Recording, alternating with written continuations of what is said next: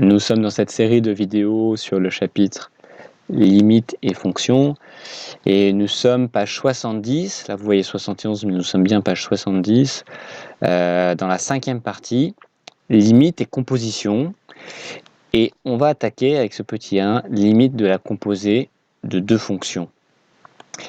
Donc grand 5, limite et composition, et petit 1, limite de la composée de deux fonctions. Je vous ai mis ici que ça ne rigole plus. Ce qu'on va voir, c'est assez nouveau par rapport au chapitre sur les suites. C'est un nouveau concept qui est propre aux fonctions. C'est un peu compliqué. Et donc, on va lire très attentivement ensemble cette première propriété. Et je vais prendre le temps de bien vous l'expliquer. Ok ? On a f et g qui désignent deux fonctions. Alors, il faut que je rappelle ce que c'est qu'une fonction d'abord. Il faut que ce soit bien clair dans votre tête parce que je reprends un peu les bases. Parce que ensuite, ça vous allez voir, si c'est pas vraiment très très clair ce que c'est qu'une fonction, on va se casser les dents. Donc, une fonction, c'est une machine, ok, on peut dessiner comme ça avec une petite cheminée. Et à l'entrée de la machine, vous avez un tapis roulant. À l'entrée de la machine, vous avez un tapis qui sort. Il y a quelque chose qui rentre et quelque chose qui sort.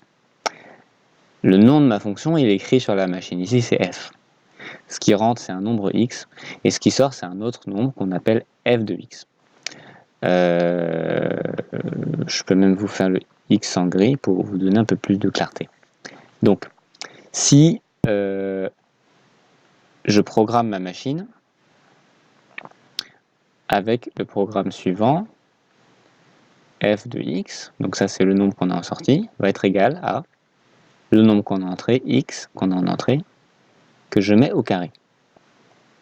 Ça veut dire que si en entrée on a 1, qu'on met là, en sortie,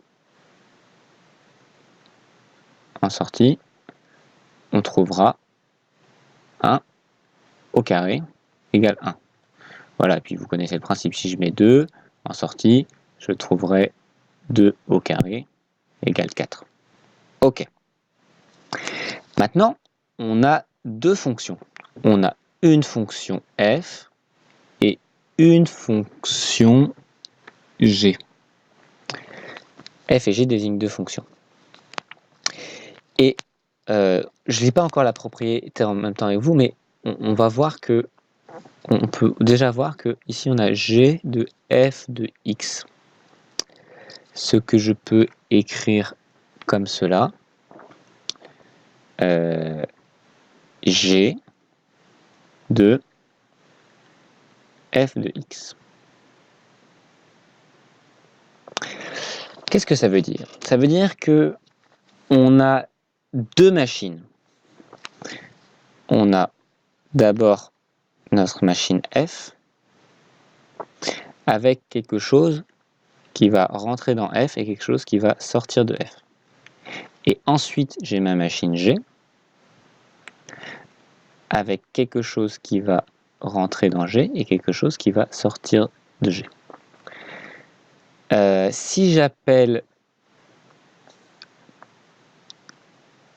x le nombre qui rentre dans f, je vais dire que le nombre qui sort, c'est f de x.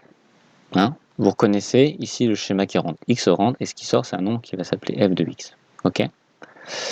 Que ici, on pourra aussi appeler grand X. Je vous expliquerai pourquoi tout à l'heure. Et ensuite, ce nombre, je vais le rentrer à nouveau dans la machine G. Et là, j'ai un autre nombre qui va sortir. Et ce nombre, on l'appelle G de X. Ok. Donc, on prend un petit exemple pour voir ce qui se passe. Par exemple, je programme ma machine F. Et je lui dis, ton instruction, c'est que le nombre en sortie, donc le nombre qu'on va avoir là,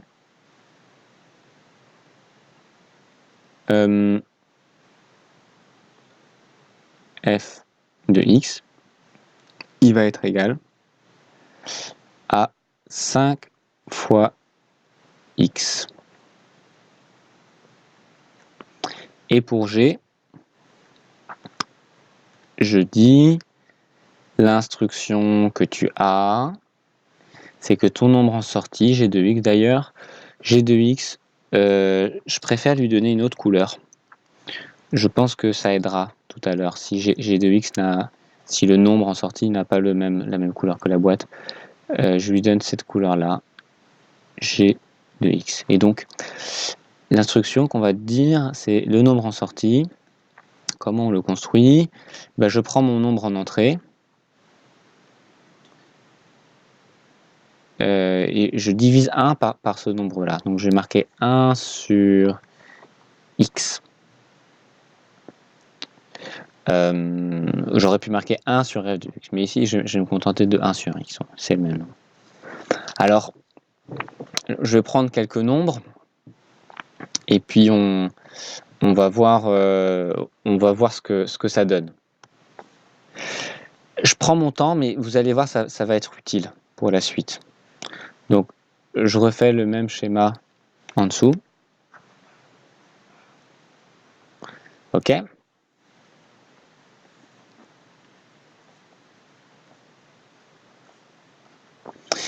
Bon. Et je vais mettre des nombres dans la machine f. Donc, le premier nombre que je mets, c'est 1. Je le mets dans la machine f. Ma machine f, elle le multiplie par 5. Et donc, en sortie, j'ai 5.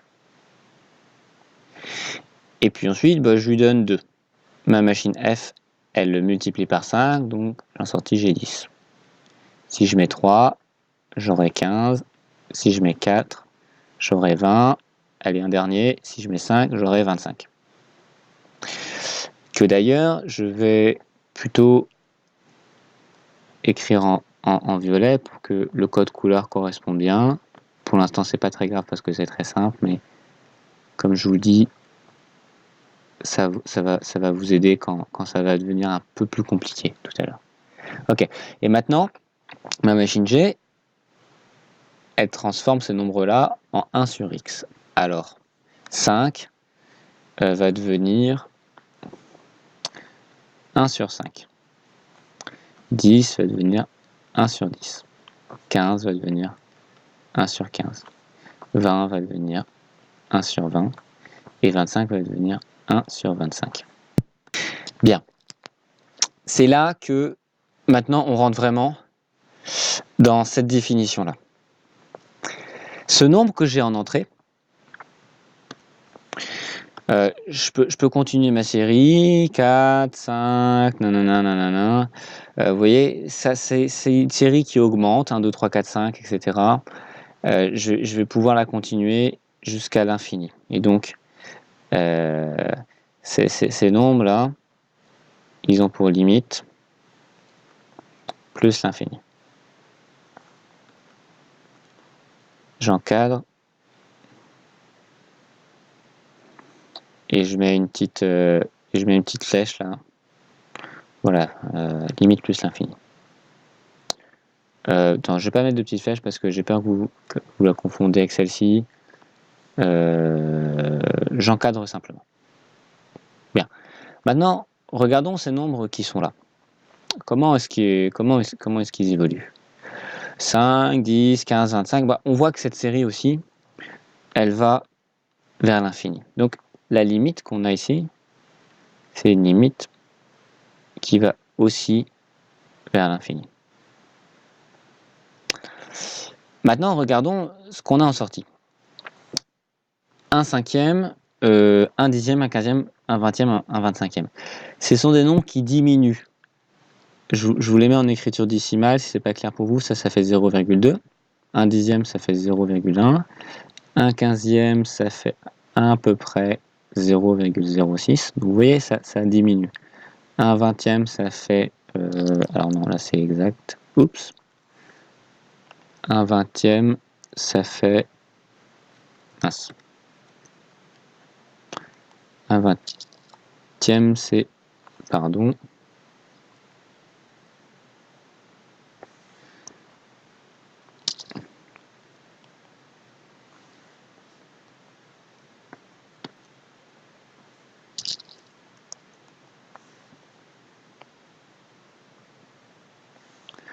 1/20, c'est...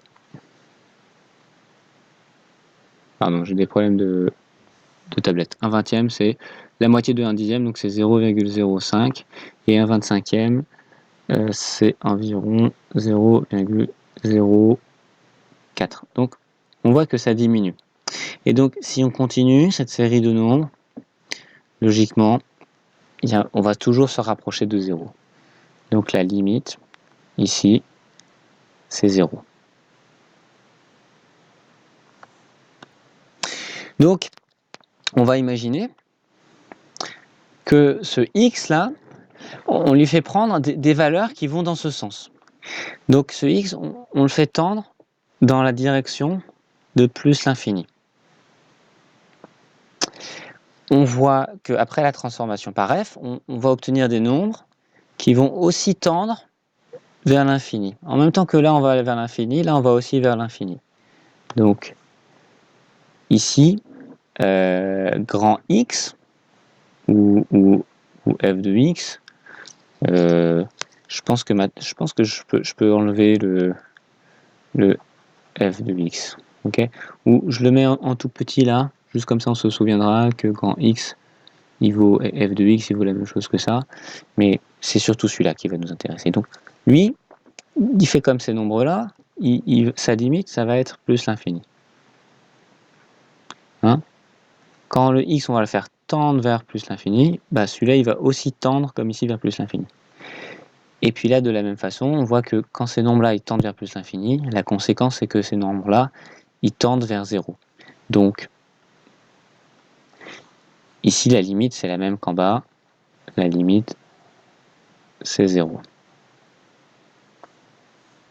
Maintenant que cela a été posé, vous êtes prêts pour la définition. Alors, on y va. Pour la propriété, on y va. F et G désignent deux fonctions. Donc, c'est ma fonction rouge que j'ai mis ici et ici, et G, l'autre fonction. A, B et C désignent soit des réels, soit plus l'infini, soit moins l'infini.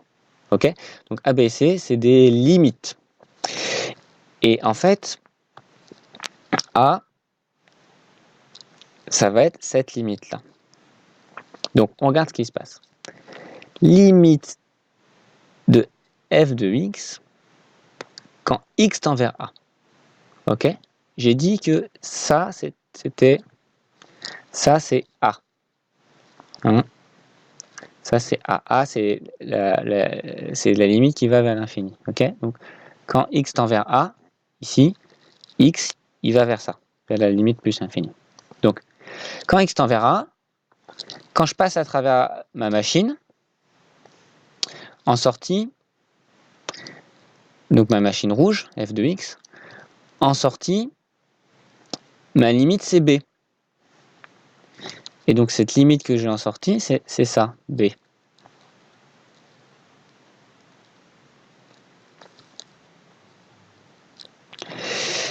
Maintenant, on regarde un peu g. Ok, donc limite de g de grand X, qu'est-ce qui se passe? Dans ma machine, je mets un grand X, comme on a fait ici. Ok, et ce grand X, ici dans l'exemple, il tend vers la limite b. Donc c'est bien ce qu'on a ici, X qui tend vers b. Et après le passage par la machine g de x, on voit qu'on a notre nombre qui tend vers cette limite-là, 0. Ok, donc cette limite, la limite en sortie, c'est celle-ci, c'est 0.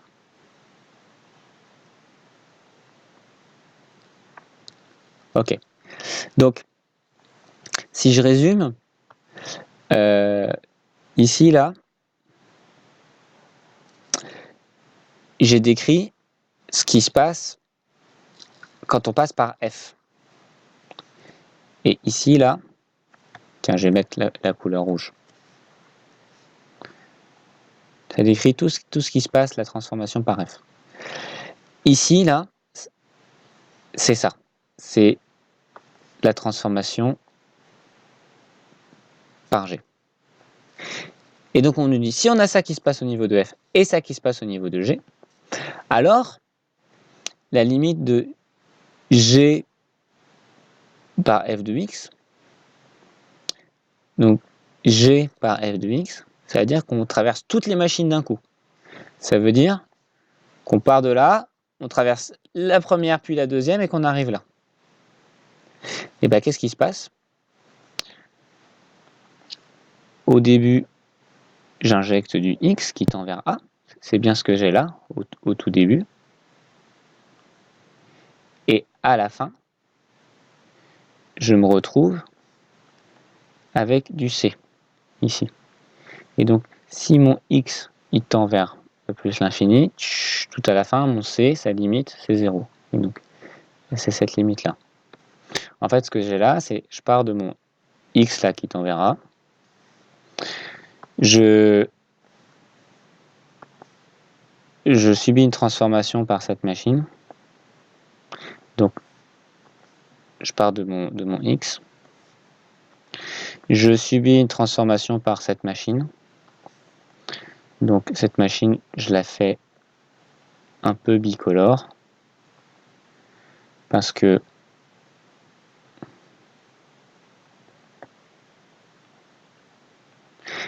vous avez compris que cette machine, à l'intérieur, j'ai ça, puis ça.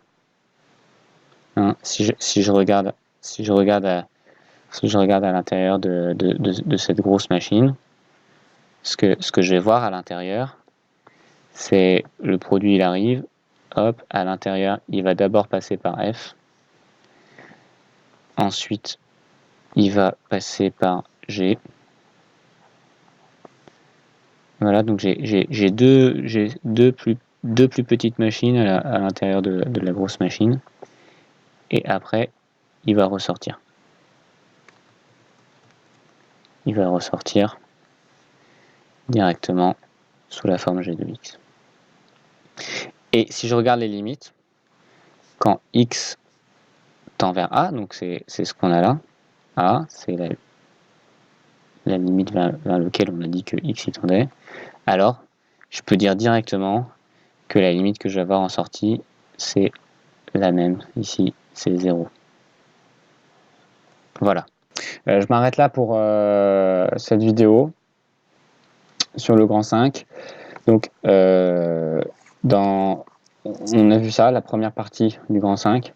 Dans la prochaine vidéo, on verra cette partie. Mais je coupe en deux parce qu'elle est déjà assez longue comme ça, donc il faut le digérer.